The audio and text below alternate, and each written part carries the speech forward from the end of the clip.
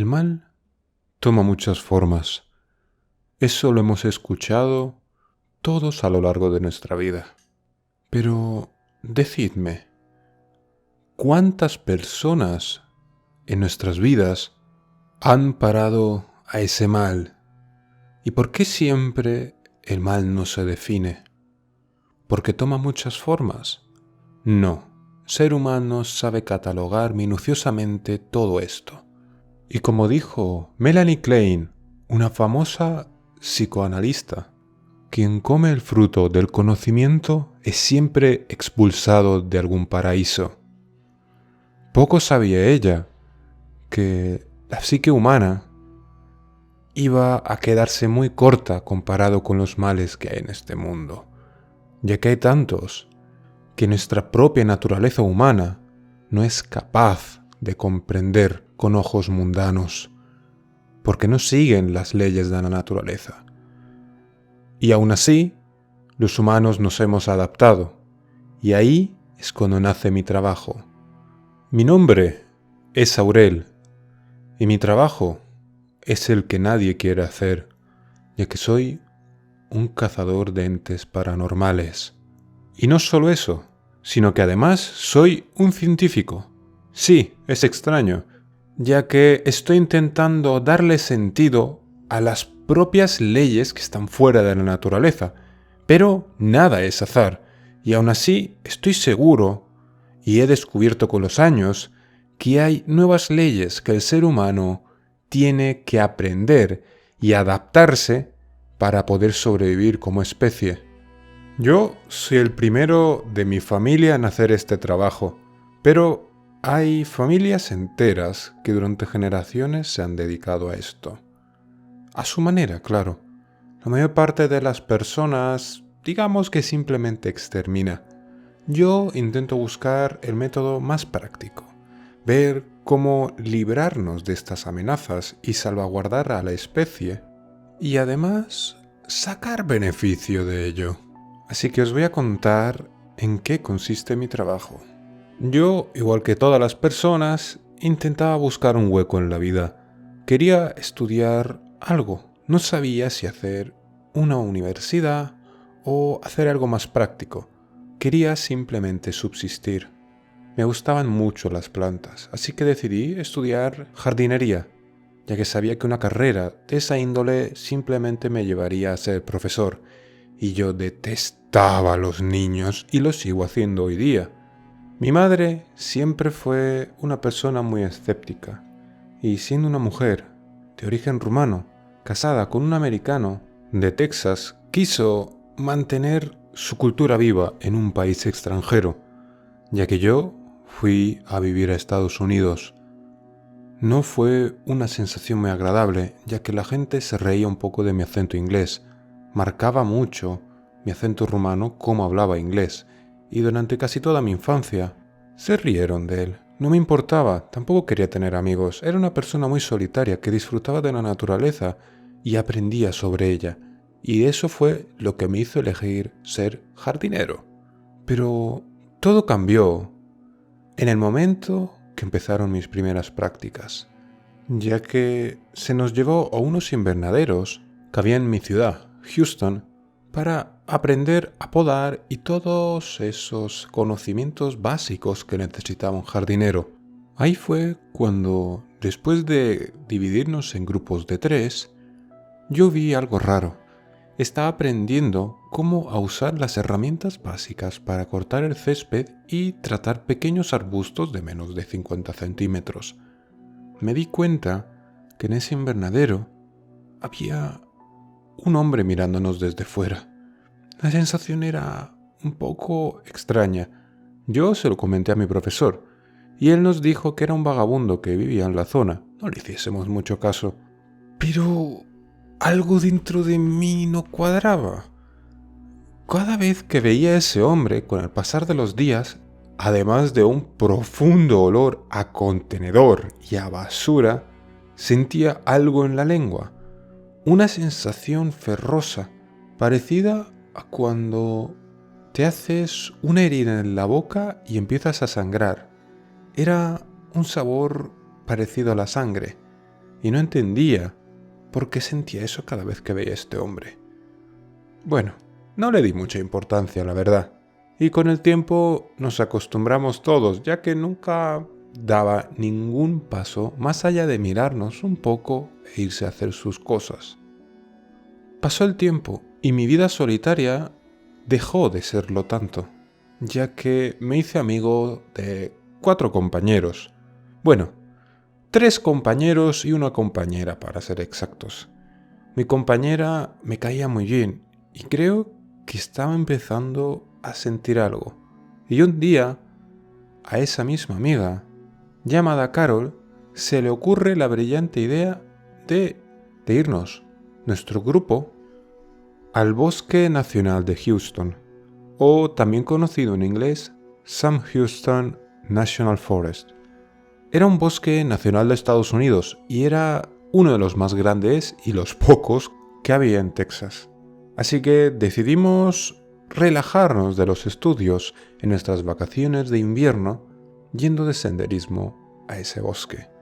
Yo no sabía que esa iba a ser mi iniciación en un mundo que ahora me alegro de haberlo conocido al mismo tiempo que lo odio profundamente. Mis compañeros y yo decidimos subir hasta un pequeño cerro que había a las afueras del bosque. Pero para ello teníamos que entrar al mismo y hacer un pequeño senderismo. El plan iba a ser perfecto y además íbamos a acampar esa noche en una zona reservada para lo mismo. De camino nos encontramos con uno de los guardabosques, que vimos que estaba preocupado. Le preguntamos que cómo estaba, si todo estaba correcto.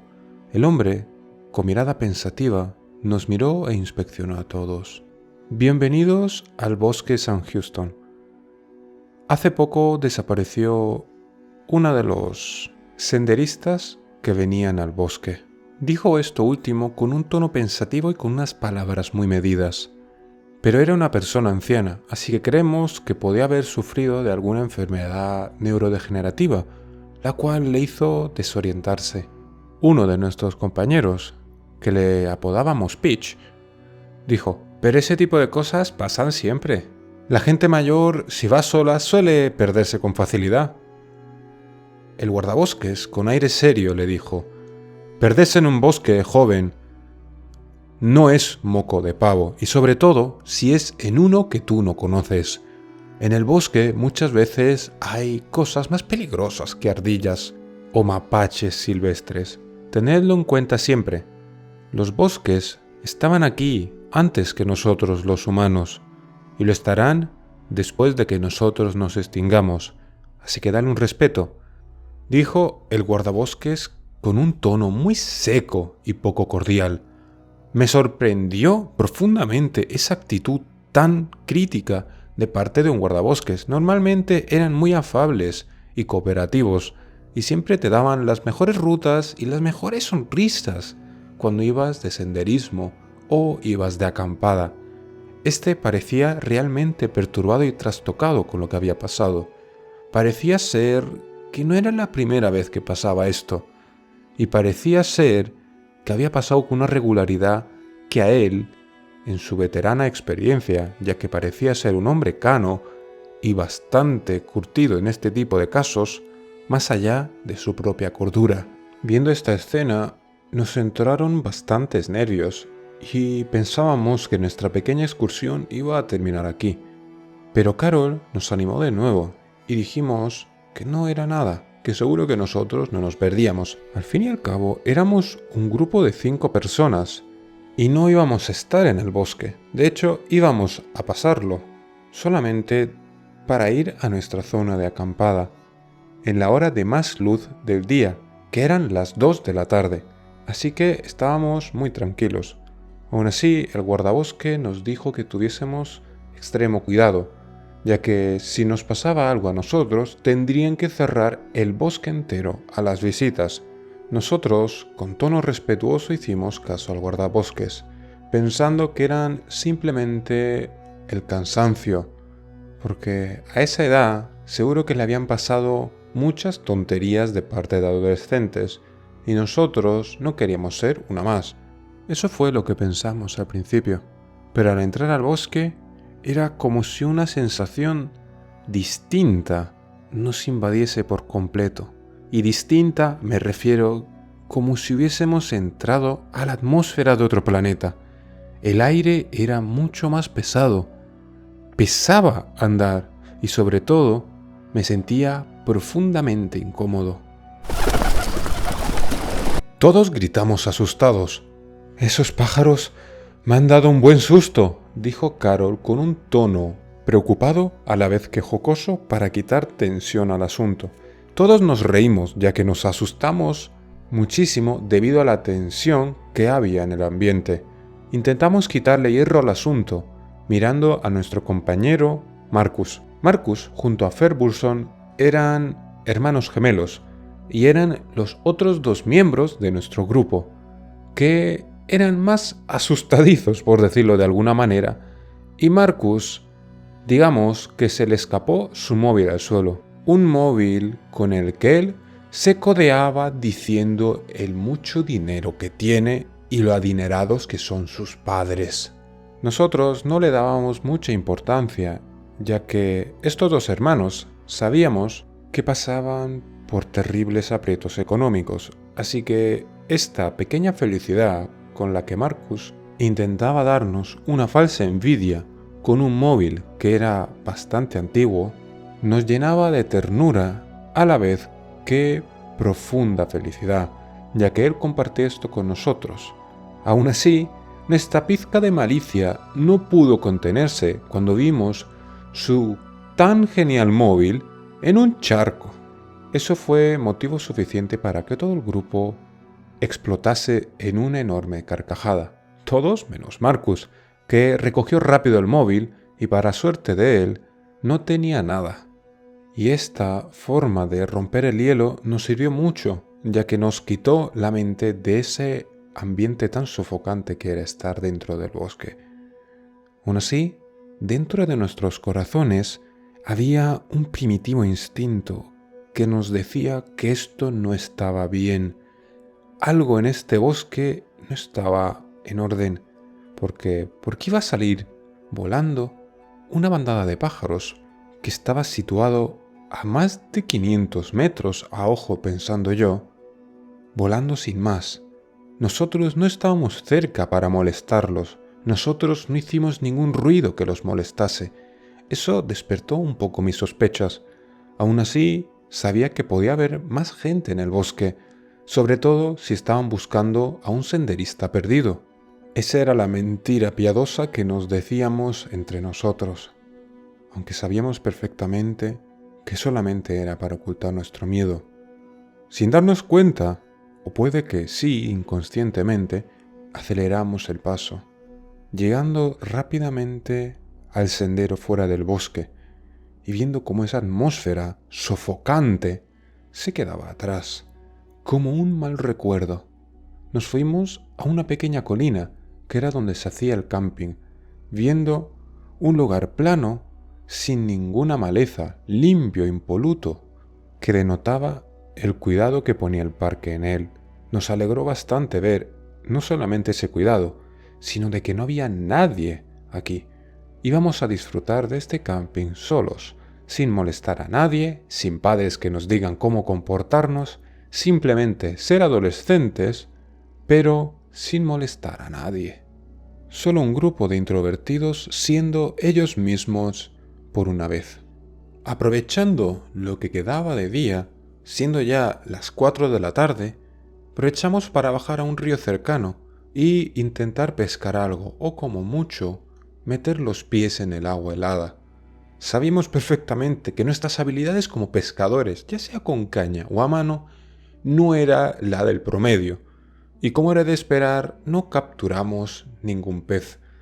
Así que nos conformamos con los sándwiches que nos trajimos de nuestras casas, que devoramos con voracidad en el ya montado camping. Eran ya cerca de las 7 y no había venido nadie. Nosotros pensamos que durante el día iba a llegar alguien para instalarse en el camping. Pero no fue así. Y dentro de nosotros también nos preocupamos, ya que instintivamente, como humanos, queríamos más compañía para sentirnos protegidos, ya que el ambiente del bosque nos perseguía en nuestras mentes. Aún así, intentamos pasárnoslo bien. Marcus se había traído un pequeño ukelele de juguete para hacernos reír un rato, y probó ser bastante efectivo, ya que su parodia sobre canciones populares y la mítica Over the Rainbow fueron más que suficientes para dar una atmósfera de paz y tranquilidad en el grupo. La sensación del bosque era ya solo una sombra del pasado, y tras unas cuantas cervezas y otros bocadillos más, decidimos que la fogata que había encendido Carol, después de recoger mucha leña y clavarse varias astillas durante el proceso, iba a ser nuestra protección ahora que íbamos a irnos a dormir. Cada uno entró a su tienda y tras cobijarnos bien en nuestros sacos caímos y abrazamos a Morfeo. ¡Aurel! ¡Aurel! ¡Despierta! ¡Despierta, Aurel! ¿Qué pasa? ¿Qué pasa? —¿Carol, eres tú? —dije yo sorprendido. Me habían despertado de manera muy brusca. —Sí, soy yo. ¡No está Marcus! —¿Cómo que no está Marcus? ¿A qué te refieres? ¿Qué hora es? —No lo sé. Espera. Son las 3 de la madrugada. No se puede perder a esta hora. Bueno, vale, Carol, tranquila. Puede ser que se haya alejado yendo al servicio. ¿Y por qué se iba a alejar sin decírnoslo? ¿Acaso has olvidado lo que dijo el guardabosques? No nos podemos alejar, tenemos que estar juntos. Vale, por favor, tranquilízate. Vamos a buscarlo. ¿Dónde está su hermano? ¿Dónde está Ferguson? Está fuera. Dice que hay pasos de Marcus adentrándose en el bosque. ¿Por qué iba a ir al bosque? Esa respuesta de ella era completamente verídica. ¿Por qué iba a ir Marcus al bosque a estas horas? Yo miré las huellas y algo no me cuadraba. Yo le dije a mis dos amigos que esas huellas no eran de Marcus. Marcus, me acordaba perfectamente, tenía los pies pequeños, un 42. Para ser un hombre eran bastante pequeños, y lo que yo veía eran unos pies enormes, más de una 45, según creí. Entonces tenemos que llamar rápidamente al guardabosques, dijo su hermano, que asintió dándome la razón con el tamaño de los zapatos. No, tenemos que ir a rescatarlo, dijo Carol. Yo miré a los dos y dije que por qué no hacíamos ambas cosas, que mientras pedíamos ayuda al guardabosques, intentásemos adentrarnos, acercándonos también hacia la dirección de la que vendría el guardabosques. Al fin y al cabo, íbamos a volver por nuestros pasos y acercarnos a la caseta del mismo guardabosques. Estaríamos matando dos pájaros de un tiro, les dije a mis compañeros. Tras mirarse rápidamente los dos, asintieron, y recogimos las cosas más esenciales para poder hacer este pequeño viaje. No desmontamos las tiendas, simplemente cogimos las mochilas y las linternas que traíamos todos por si acaso con nosotros. Poco sabían mis amigos que este evento en concreto iba a ser el desencadenante de mi actual vida como cazador. Cuando entramos al bosque, ya de por sí, la atmósfera pesada de antes se había multiplicado. Parecía como si el propio bosque estuviese poniendo toda su atención en nosotros. Sabíamos que eso no era verdad. Aún así, nosotros lo creíamos. Seguimos el rastro, ese rastro de esos pies tan colosales.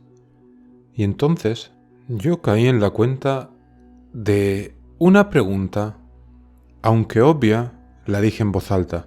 Chicos, cuando encontremos a Marcus, ¿qué haremos? Los tres nos miramos fijamente. Y nuestra amiga nos dijo, pues rescatarlo. Pero, ¿y si le ha atacado algún monstruo? ¿O algún oso? ¿O algo de fauna? ¿Con qué lo vamos a atacar? ¿Con qué lo vamos a ahuyentar? Nadie se va a llevar a mi hermano, dijo nuestro compañero con unos ojos rojizos que denotaba su estado de ansiedad y que estaba a punto de llorar. Mi amiga llamó al guardabosques, que dijo que iba a acercarse lo antes posible, que no nos moviésemos de ahí. Nosotros le dijimos que no podíamos hacer eso, que teníamos que rescatar a nuestro amigo, y ella le colgó. Siguiendo las huellas, nos dimos cuenta que estábamos internándonos en el bosque, hasta un punto que ya ni se veía la luna. Con ese sonido de desgarramiento, nos dimos cuenta que habíamos llegado al final de nuestro rastro, ya que ese ser, el ser que tenía esos pies tan grandes, estaba devorando a nuestro amigo y ya llevaba la mitad del cuerpo. Era rápido devorando, y lo que daba más miedo no era eso, sino su tamaño.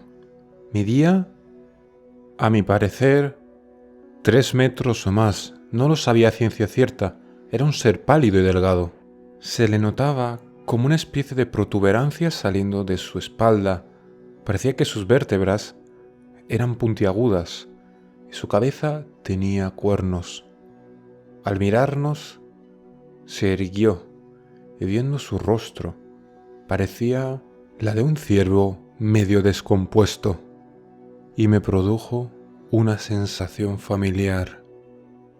Sentía un tono ferroso en mi boca, el mismo tono que sentí en mis primeras prácticas.